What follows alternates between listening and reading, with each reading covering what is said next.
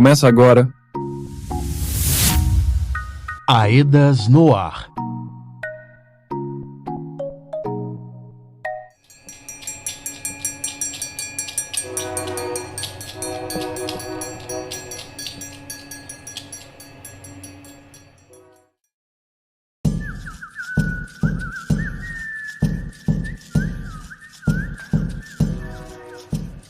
Olá para você que nos acompanha pelo rádio ou pela internet.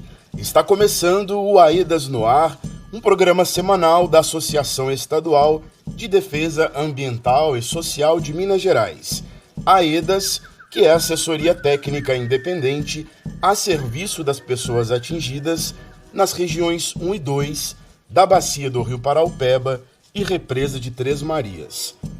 Quem te acompanha por aqui sou eu, Lucas Jerônimo, e no programa de hoje trazemos um tema que vem ganhando força nos últimos dias, a luta pela volta dos trens de passageiros na região metropolitana de Belo Horizonte e seu entorno. Também vamos falar o que muda para quem já entrou com ações individuais e o acesso a direitos via ação coletiva. Então, fique com a gente. Você está ouvindo Aedas no ar. Em um estado que já foi marcado pelo transporte ferroviário, o transporte de passageiros em Minas Gerais deixou de ser uma realidade para o povo. Os trens passaram a ser veículo restrito ao transporte de cargas, de commodities, especialmente de minério. Para mudar essa situação, surgiu o movimento pela volta do trem de passageiros. Esse grupo da sociedade civil e especialistas lutam pela restauração do trem de passageiros como um direito de ir e vir para toda a população. No último dia 29 de outubro, se encerrou o prazo para que cidadãos enviassem à Agência Nacional de Transportes Terrestres, ANTT, sugestões sobre a concessão da Ferrovia Centro-Atlântica. A resposta foi forte. Mobilizações, debates e mensagens em massa expressaram o desejo popular de ver os trens de passageiros de volta aos trilhos. O Maurílio Jardim, morador de Brumadinho, integra o movimento e deixou seu recado pela volta dos trens de passageiros. direitos. Participação popular. Reparação de danos. E se eu tenho direito, quero ter isso de volta. Vozes da gente. Bom dia, meus amigos do Vale do Paraupeba, que nesse consta aí a malha ferroviária, que hoje não é mais usada para transporte de passageiros, só para transporte de carga de minerário.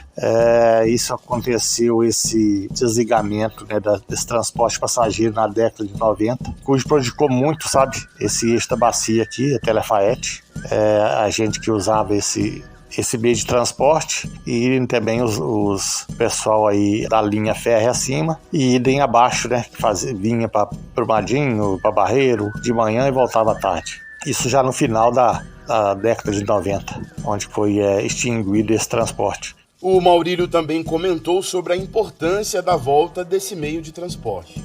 A volta desse transporte vai servir para a gente resgatar, sabe, memórias, resgatar vínculos familiares, né, que muito não deixam de vir, ou a mesma gente deixa de ir, que hoje o deslocamento, né, a logística ficou muito custosa e perigosa, já que se usa a 040 e ela é uma via de transporte terrestre, muito usada por transporte de carga literária e outros. A gente sabe de inúmeros acidentes.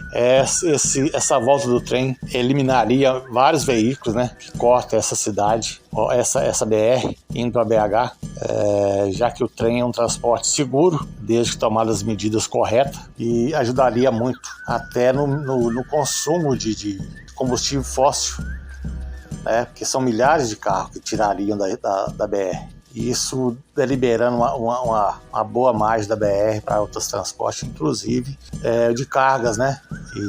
E as empresas de ônibus que perceberão ainda. A concessão da rodovia está nas mãos da empresa VLI, com o término da concessão da Ferrovia Centro-Atlântica previsto para 2026.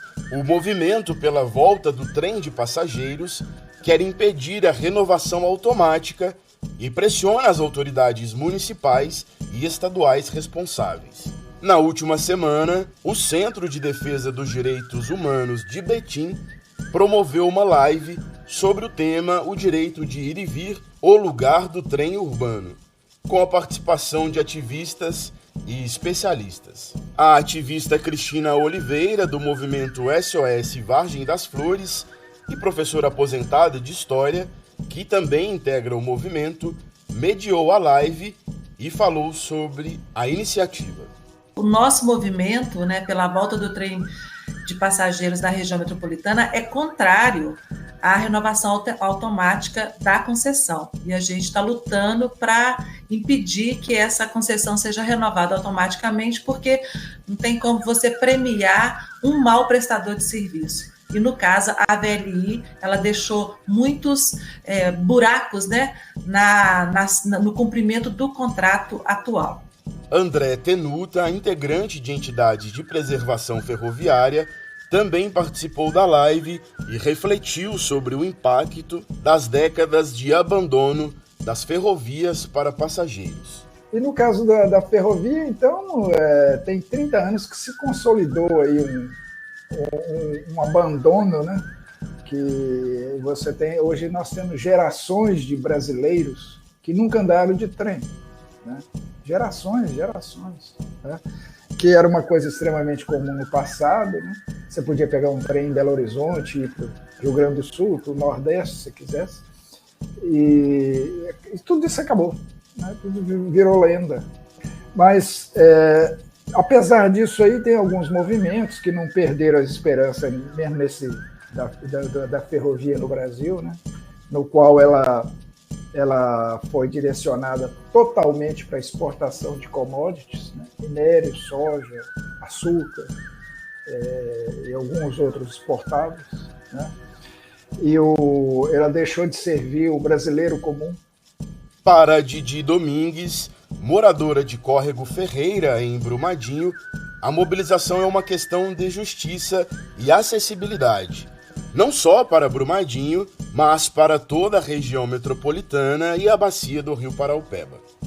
Há quase 30 anos perdemos os trens de passageiros no nosso país, e principalmente aqui no Sudeste, no Nordeste e no Centro-Oeste. O que aconteceu? As concessões para a gestão das ferrovias passaram para empresas privadas, principalmente de mineração e de grãos para exportação. E aí, cadê o trem que estava aqui? O trem virou trem de carga e os passageiros foram sendo empurrados para o transporte de veículos. E hoje estamos aí, com ônibus apinhados todo dia, sem saber em que condição e se voltamos para casa, e não tem como resolver isso assim. Então é a nossa hora de lutar, porque essas concessionárias querem renovar por mais 30 anos automaticamente o que eles já têm. É hora de a gente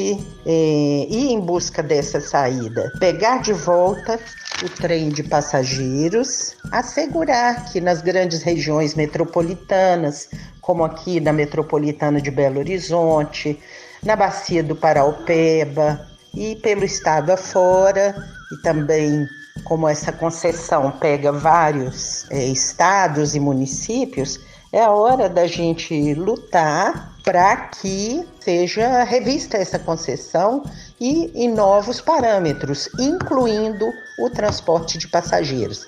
Entra nessa luta, passa isso adiante, tem abaixo-assinado impresso pela volta do trem de passageiros que está rolando. Procure na sua cidade, no seu entorno, e entre nessa luta. É direito de todos nós transporte minimamente de qualidade. A luta contra a renovação da concessão da Ferrovia Centro-Atlântica é, acima de tudo, um pedido de acessibilidade e inclusão. Para os moradores da região metropolitana de BH, esse movimento representa uma oportunidade de transformar o transporte ferroviário em um aliado da população, devolvendo a Minas Gerais a possibilidade de se reconectar por trilhos. Na região metropolitana, há cerca de 500 quilômetros de linhas férreas que podem ser aproveitadas para o transporte de passageiros, mas todos os ramais que atravessam Belo Horizonte e seu entorno foram desativados. Fiquem ligados nas atualizações desse importante movimento. Vamos a um rápido intervalo e na sequência voltamos com a nossa prosa. Vamos tratar das seguintes perguntas: qual a consequência da liquidação coletiva para as ações individuais que já foram ajuizadas? Quem teve pedido negado na via judicial individual pode aproveitar a via judicial coletiva? Fique com a gente e saiba mais. Voltamos já. Estamos apresentando Aedas no Ar. Voltamos a apresentar Aedas no Ar.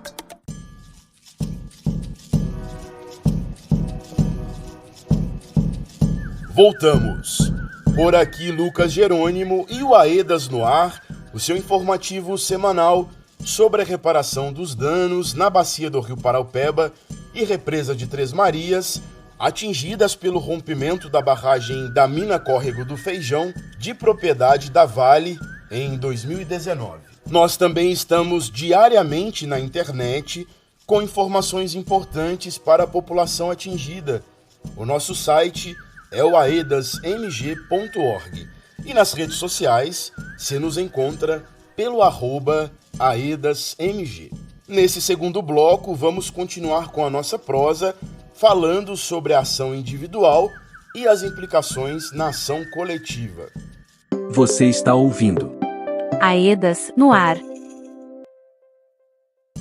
Nos últimos programas, a gente tem falado sobre a liquidação coletiva, que faz parte da reparação dos danos individuais. Trata-se de uma ação coletiva encabeçada pelas instituições de justiça, representantes das pessoas atingidas no processo judicial. Antes dessa ação coletiva encaminhar na justiça, muitas pessoas atingidas entraram com ações individuais, seja ela por meio da Defensoria Pública ou por meio de advogados particulares. Com as últimas decisões que favorecem o encaminhamento da ação coletiva, muitas pessoas ficaram com dúvidas sobre como essas ações individuais podem implicar no direito à ação coletiva. Para tratar sobre esse assunto, vamos trazer uma pergunta compartilhada na reunião de comissões de pessoas atingidas, reuniões que acontecem todas as quintas-feiras, reunindo atingidos da região 1, das comunidades de Brumadinho, e da região 2, com as comunidades de Betim, Igarapé, Mário Campos, Juatuba e São Joaquim de Bicas. Chamamos a nossa comunicadora Júlia Roden para responder para a gente a partir da resposta da Aedas, dada pela equipe de estratégias jurídicas da reparação. Ei, Júlia, qual a consequência da liquidação coletiva para as ações individuais que já foram ajuizadas? Quem teve o pedido negado na via judicial individual pode aproveitar a via judicial coletiva? Depende, Lucas. De acordo com a resposta dada pela equipe da Aedas durante reunião de comissões de atingidos, cada caso precisa ser analisado individualmente e levar em consideração as estratégias utilizadas por cada advogado ou defensor público. Em tese, se a pessoa atingida ajuizou a ação individual e teve o pedido apreciado ou negado, ela não pode receber os benefícios da ação coletiva relacionados a esses danos que foram discutidos nessa ação individual. No entanto, a pessoa atingida poderá se beneficiar da ação coletiva quando se tratar de outro dano. Por exemplo, a pessoa ajuizou ação individual sobre perda de renda e teve esse pedido julgado improcedente. Ela não poderá aproveitar do que for conquistado na ação coletiva sobre perda de renda, mas ela vai ter a possibilidade de pedir por outros danos, como dano à saúde, dano à água, dano moral, caso ela tenha sofrido esses outros danos. Ô Júlia, a pessoa atingida que entrou com uma ação judicial também pode suspender o processo até que saia o julgamento da ação coletiva? Isso, Lucas. De acordo com a equipe da AEDAS de Estratégias Jurídicas da Reparação, também existe essa possibilidade de pedir a suspensão do processo individual até o julgamento da ação coletiva, como algumas pessoas já fizeram, para aproveitar os benefícios conquistados na liquidação coletiva. Porém, mais uma vez, é preciso que o advogado particular ou a defensoria pública, que acompanha cada caso, avalie os prazos para o pedido de suspensão e outras possibilidades. Júlia, uma terceira hipótese é no caso de o pedido da ação individual ter sido indeferido por questões processuais, ou seja, não ter sido apreciado o pedido de indenização individual, né? Isso, Lucas. Se isso acontecer, ou seja, se a ação individual ainda não tiver sido apreciada, a pessoa terá a possibilidade de se beneficiar da ação coletiva, tendo em vista que o seu direito ainda não foi analisado. A equipe de estratégias jurídicas da AEDAS reforça que é preciso analisar cada caso concreto e a orientação do advogado particular ou do defensor. Importante, Júlia, o que queremos apontar aqui é que, mesmo apresentando esses possíveis cenários, cada caso deverá ser analisado a partir de suas realidades.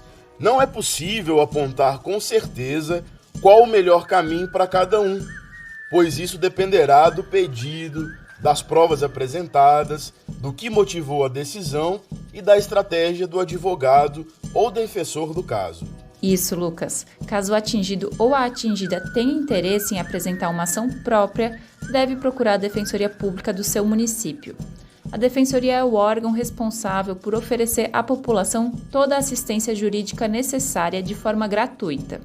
Ainda é possível contratar um advogado particular, mas esses profissionais costumam cobrar valores pelo serviço prestado. Ei, Júlia, muito obrigado pelas informações. A gente continua abordando nas nossas edições do AEDAS no Ar esse tema da liquidação coletiva, do acesso à indenização individual, então fique sempre ligado com a gente aqui, pessoal. Vamos de giro de notícias, passando informações importantes que você confere no nosso site aedasmg.org. Giro de notícias. A Secretaria de Estado de Meio Ambiente e Desenvolvimento Sustentável está realizando um conjunto de reuniões públicas sobre o projeto conceitual da recuperação socioambiental nas bacias do Ribeirão Ferro Carvão e parte do Ribeirão Casa Branca. Mais informações com Júlia Roden. O projeto conceitual trata da recuperação da área que foi diretamente atingida pelo rejeito proveniente do rompimento da barragem em Brumadinho, além das áreas impactadas pelas obras emergenciais e de manejo de rejeito. Nesta semana, estão marcadas as seguintes reuniões com a Secretaria de Estado. Dia 11 de novembro, a reunião será no Córrego do Feijão, no Centro Cultural Laudelina Marcondes, às 17 horas. No dia 13 de novembro, a reunião com a SEMAD, que é a Secretaria de Meio Ambiente, acontece no Tejuco, na quadra da Escola Municipal Maria Solano Diniz, às 18 horas. Os detalhes sobre o projeto conceitual estão disponíveis no site da SEMAD e as dúvidas relacionadas ao projeto e às reuniões públicas podem ser encaminhadas para dúvidasprojeto-conceitual@meioambiente.mg.gov.br. Ei, povo!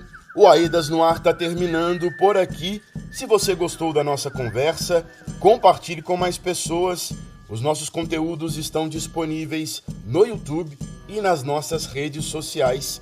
Segue a gente lá no @AEDASMG. Um grande abraço, uma ótima semana a todos e até mais.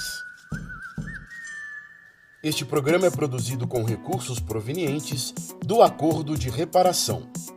Honramos a memória das 272 joias vítimas do rompimento da barragem da Vale, em Brumadinho. Esta edição teve produção de Felipe Cunha e Valmir Macedo.